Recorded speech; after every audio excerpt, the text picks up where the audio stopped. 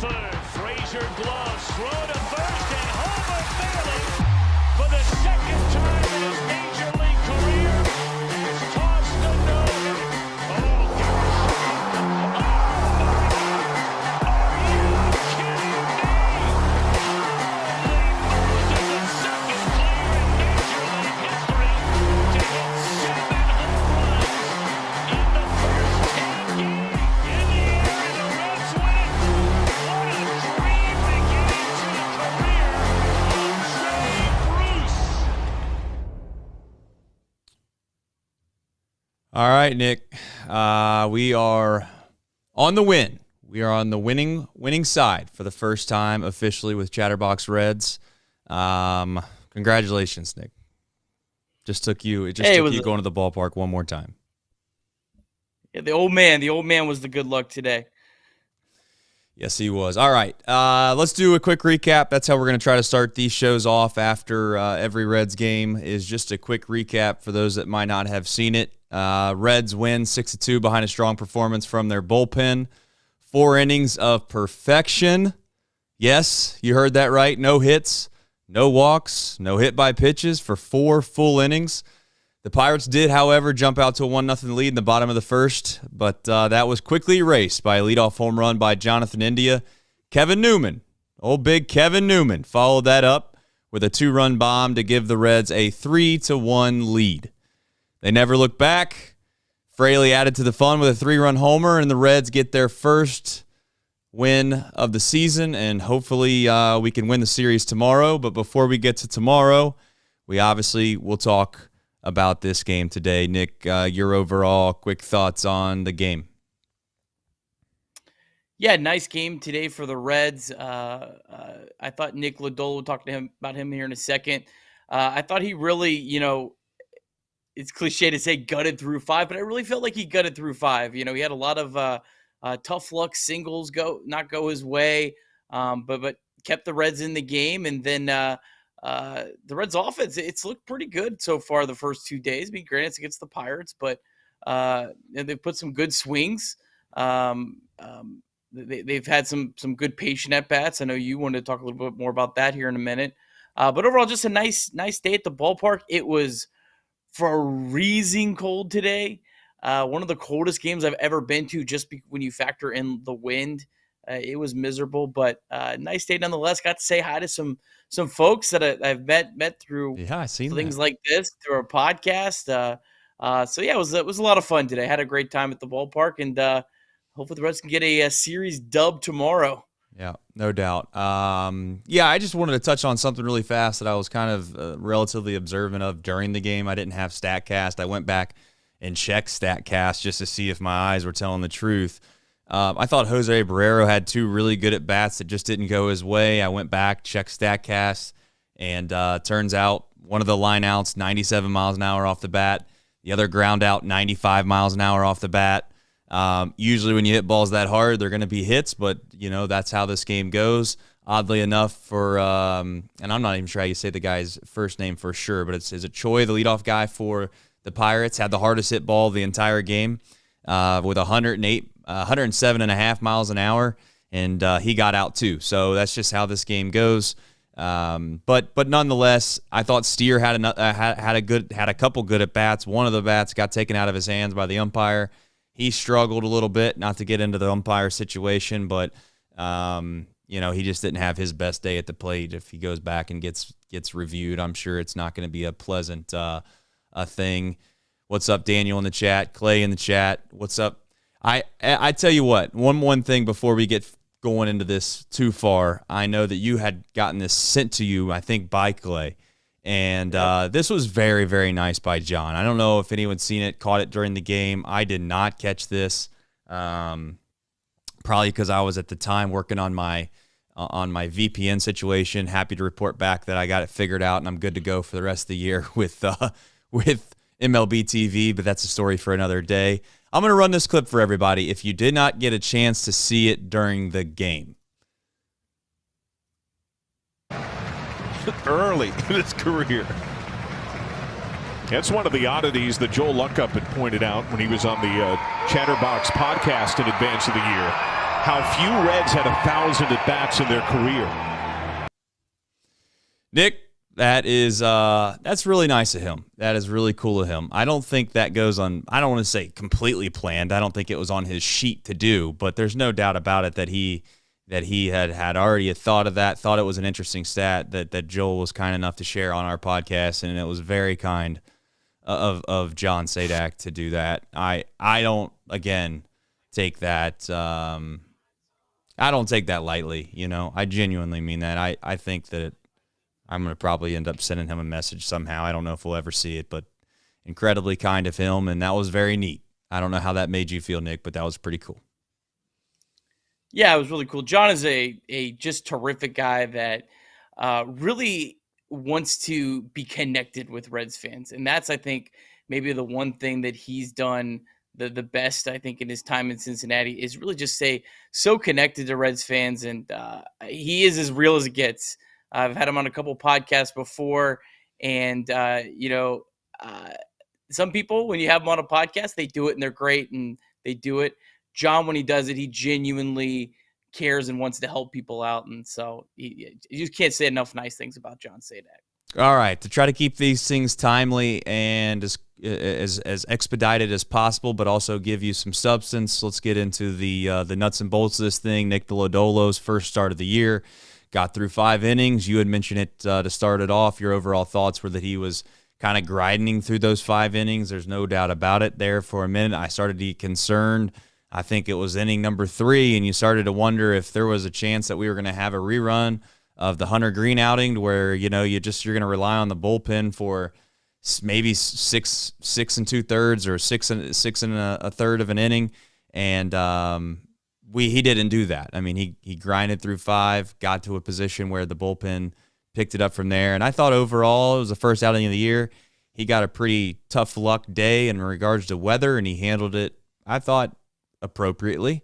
He didn't look like he was, I don't know what the term to use here is, nervous or out of place at all. So my overall thoughts are relatively pleased.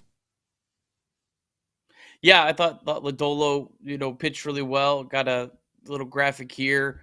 Lodolo 22 whiffs today. That was his new career high. He has some really just tough situations early on in that game. He had the should have been strike 3 to end the inning to Andrew McCutchen. Yep. I saw that back later, and then had the 5-foot single from O'Neal Cruz that really this made that inning go longer. But he battled. He really battled throughout this game. Got through 5 innings. Gave the Reds a real chance in this one, and so they could hand it over to the bullpen.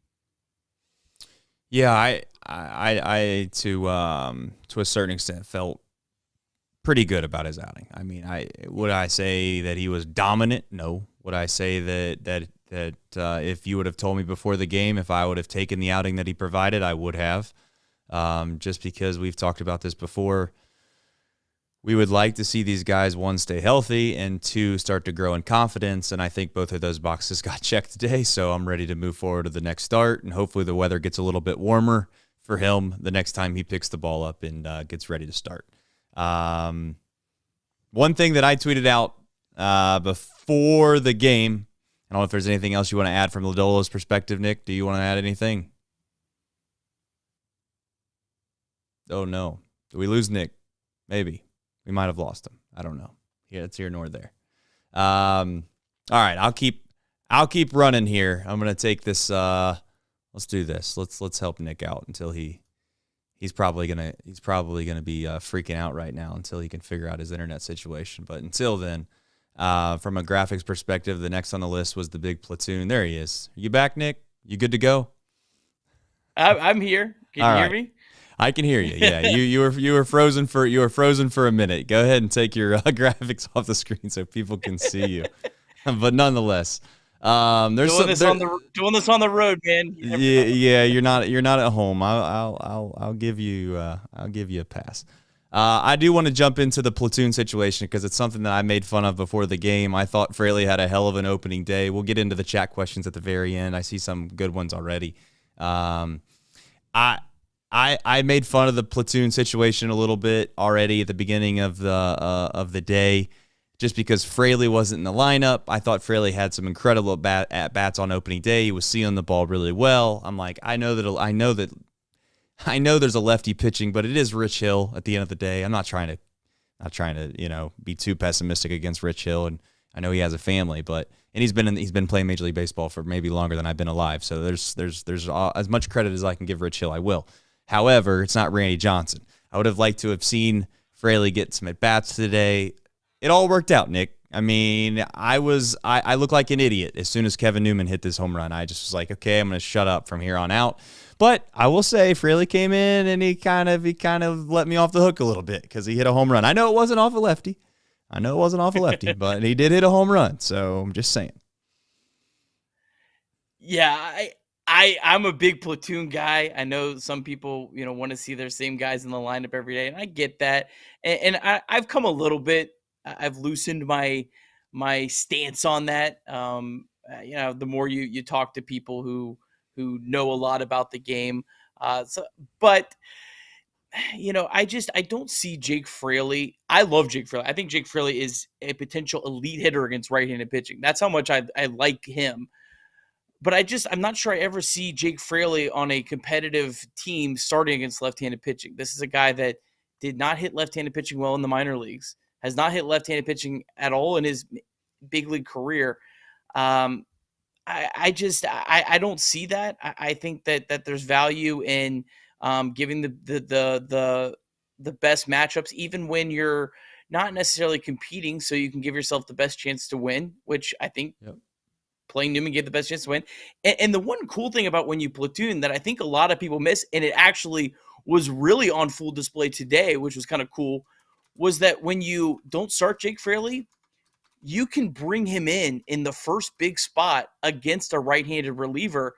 And today it worked as perfect as you can. It's not always going to work out like that, but today it could not have worked out any better.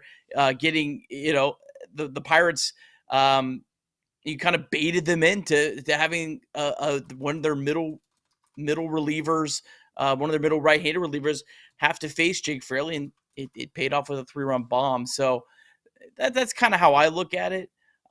It's not at all a knock on Jake Fraley, and I don't want anyone to ever think it is, because I really genuinely believe in his ability to be a really elite hitter against right-handed pitching. I don't see him ever doing that on a competitive team. And my last point on this is, I've said it before, Jock Peterson, man, he was a platoon player on back-to-back World Series teams. They had him in the lineup.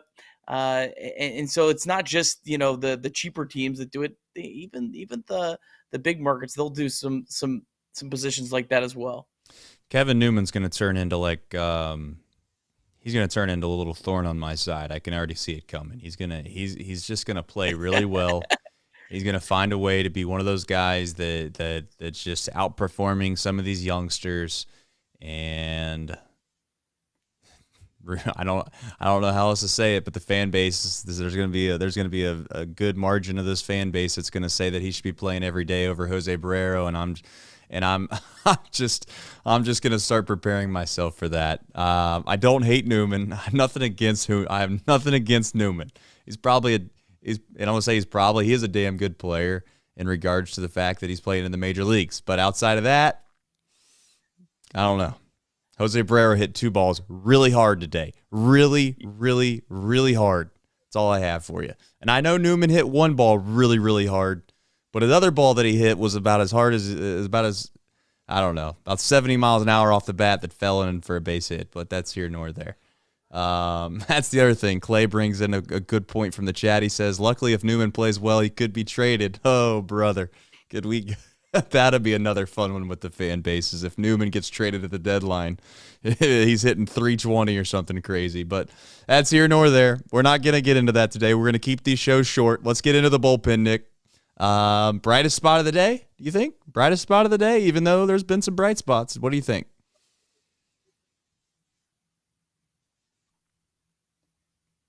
Yeah, I mean, I thought the bullpen was electric today.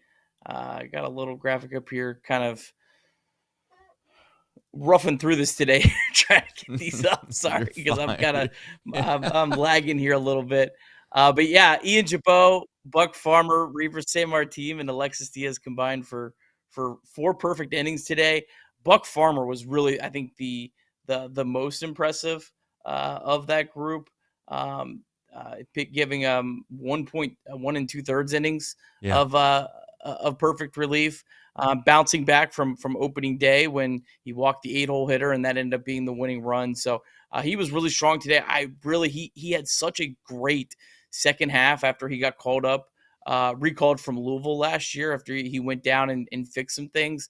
I'm really high on Buck Farmer. I think he's got the potential to really maybe be that like 7th, 8th inning guy that you can really, really count on. So good step forward for him today. And then just everyone else. And Alexis Diaz, I feel like the Pirates had no chance against him. And that's cool to have a guy, your last guy out there, that it feels like the team has no chance.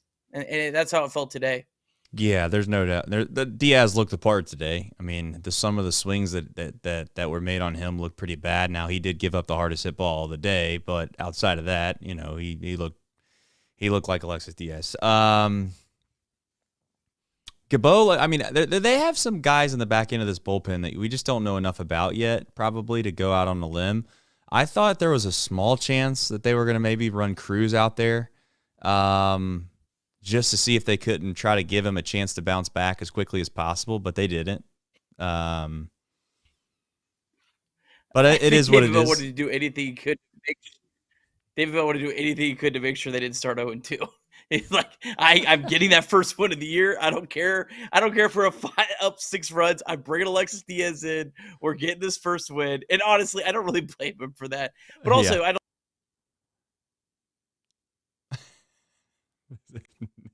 That's a beautiful screenshot of Nick. We'll work through this today. I mean, Nick's gonna be beside himself when this all comes to be, and he's in a situation where he's trying to talk and then gets cut off. All right. My overall thoughts. Let's see here. Question for Nick. Steer went 0-4, but the stat best shows that he hit the ball hard, but just to a guy. I think that Alex is trying to ask or say what I had mentioned before earlier in the show, which is that Spencer Steer, I think he had a decent amount of quality at bats today. And at the end of the day, you play 162 games. It's all going to weasel itself out. They always say that here's one thing I always love about baseball isms, if you will. One is that it all evens itself out over the course of a year. I don't believe that. I really don't. I think if you're a great hitter, it never really truly completely evens out because more often than not, you hit balls incredibly hard.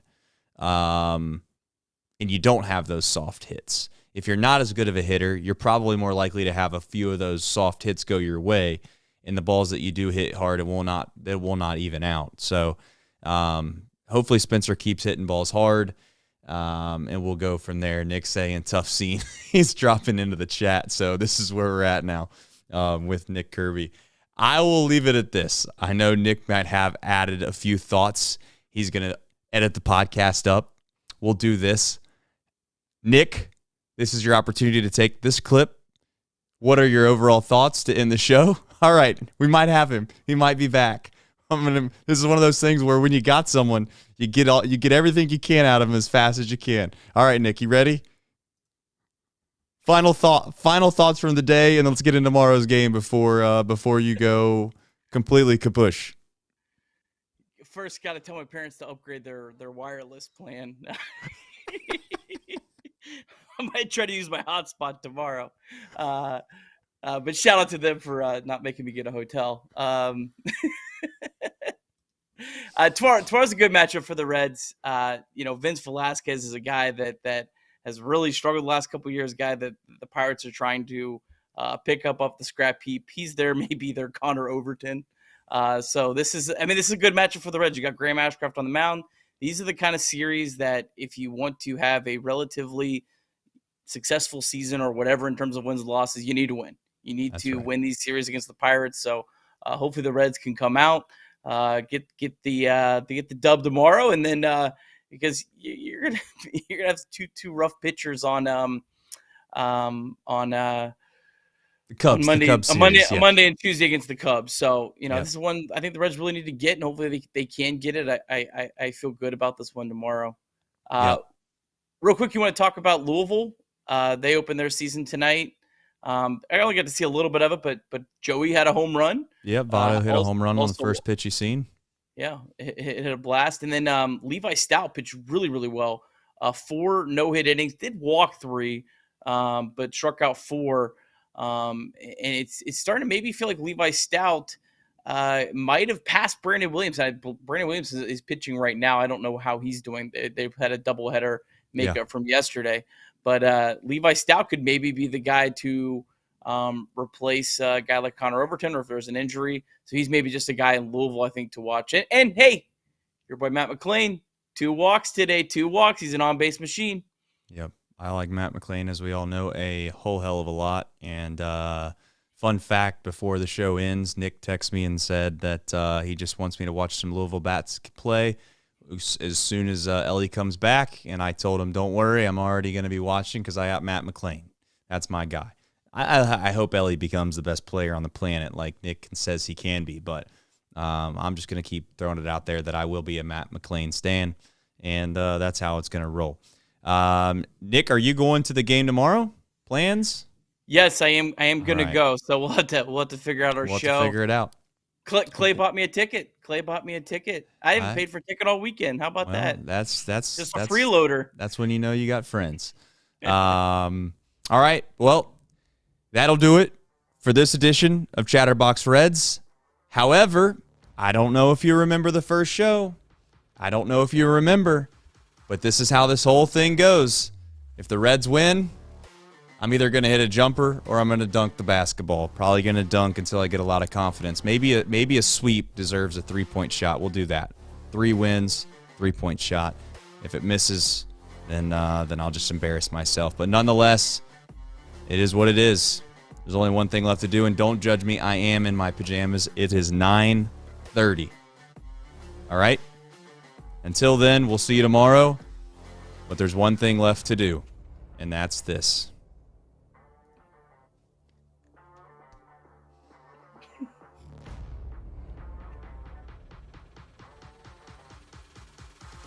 Real good thing that I have a lot of athleticism. I'm just going to say that.